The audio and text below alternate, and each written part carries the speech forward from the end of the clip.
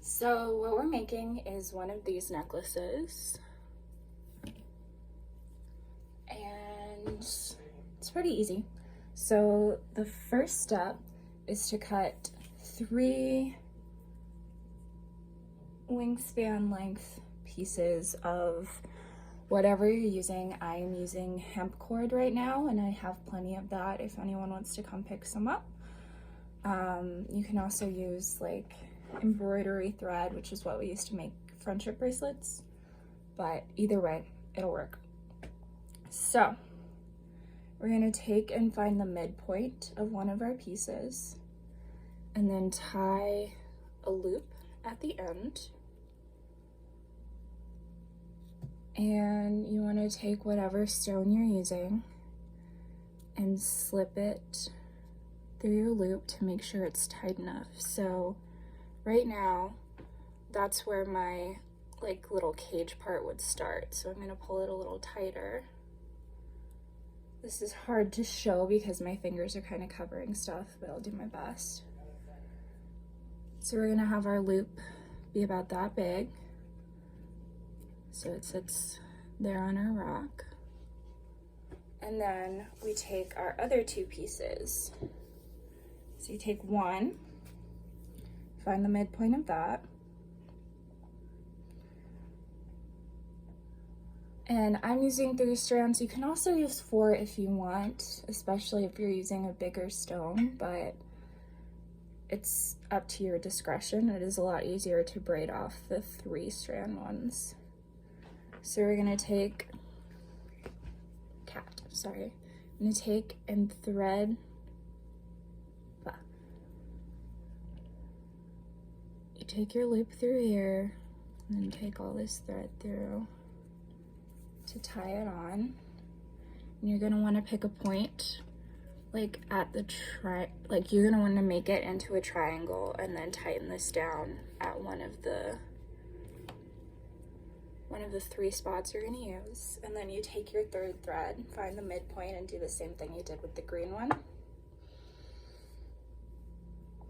And I'm doing 3 different colors for display purposes, but also because these match my hair, so yeah. And take and thread this through. And now we're cooking with gas. So I'm gonna take and put the tip of your stone in the little hole we have. And then you just take 1 strand from one of the groups and 1 of the strands from the other and tie it together.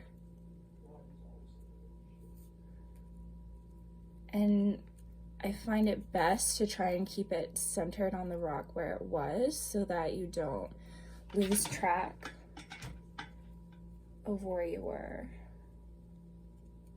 Because some of them you have to tie in a certain way to make it fit. And that is really up to your discretion. It can be whatever you want it to be. It's a very individual look for each one. Okay, so we're gonna tie off right here.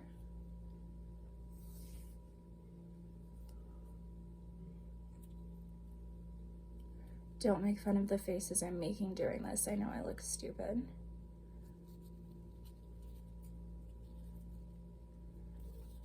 Sorry, Loki is distracting me. Stop it, you bastard. Sorry.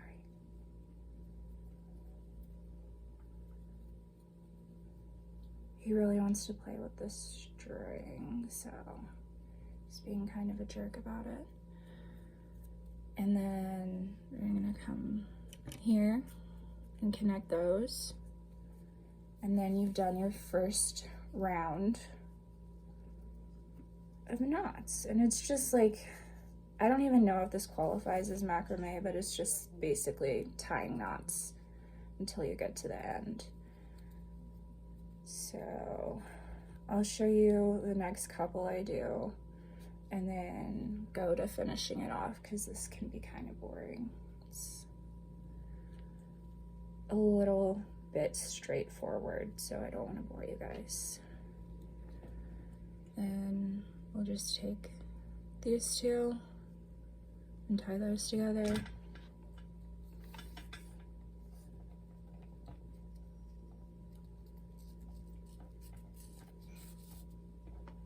Can't eat my laptop cord either.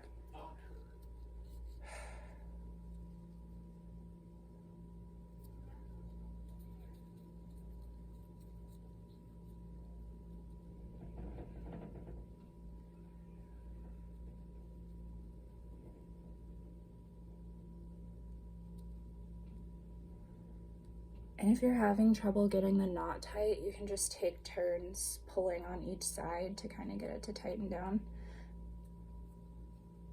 I know that's kind of basic, but...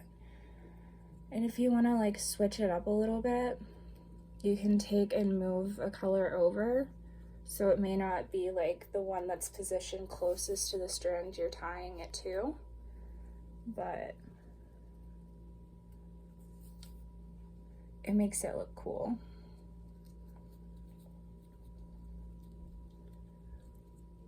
So yeah, you just keep kind of tying the knots to make this cage, and I'll be back in a second. So we have our little macrame cage made. And for this one, since this surface is not very wide, we don't need to do this, but if you have a wider surface, you may want to take some needle nose pliers, go under whichever the most central one is. So you see how, you see how this one is most towards the center? So we would come from down here and grab these strands and just pull them through.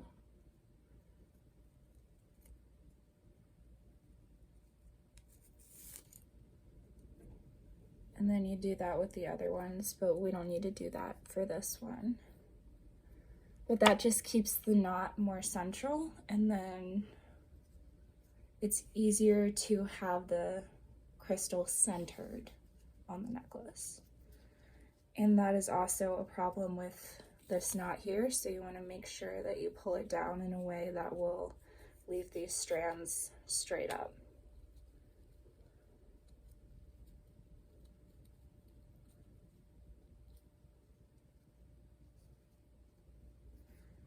Now, you can see this knot is a little loose on the back. So I'm just gonna come and pull on each of these strings to tighten up the knot.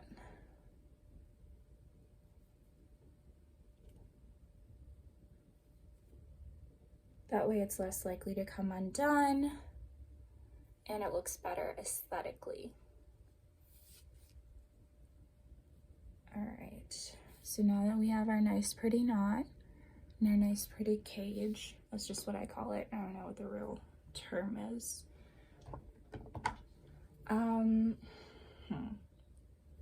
Sorry, normally I set them in my water bottle if the crystal's big enough, but it's not. So from here on out, it's pretty basic. We're just braiding this until it's long enough where you can pull it over your head, and then you tie it off into a knot. So I put it between my toes, genuinely, to braid it. So that's a pretty good strategy. But yeah, I'll be back once these are braided. Okay, so once we have both sides braided, you can see I just separated each of them into the 3 original colors that we had and braided the pieces so they're pretty long, so you can slip it over your head. And then we're gonna take our 2 ends, which I tied a little knot in when I was done braiding them so I didn't lose the braid. And we're just gonna tie one big knot at the end with all the pieces.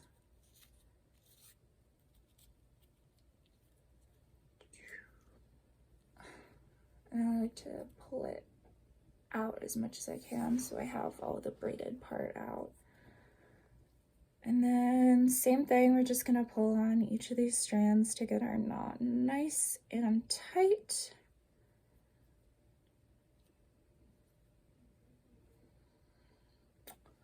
And then we're gonna take a little bit of super glue, or you could use nail glue too if that's what you have available.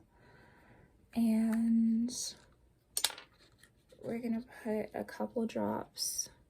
This is the end, right? So we open up the knot and put a couple drops in there, or just a drop is probably good enough. You're just trying to seal it to keep it from coming undone, especially because if you're trying to sell these for relay, we really want to make sure we're giving them a high quality product. All right, and I got it on my fingers, of course. Normally I don't, but I'm gonna try to show off. Okay, and then same thing at this end where we attached to the rock.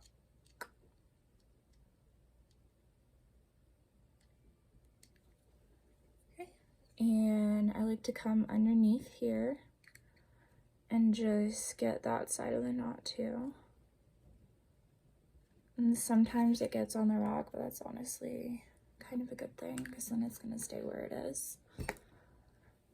And yeah, now we have our necklace, and you can chop off these ends up here.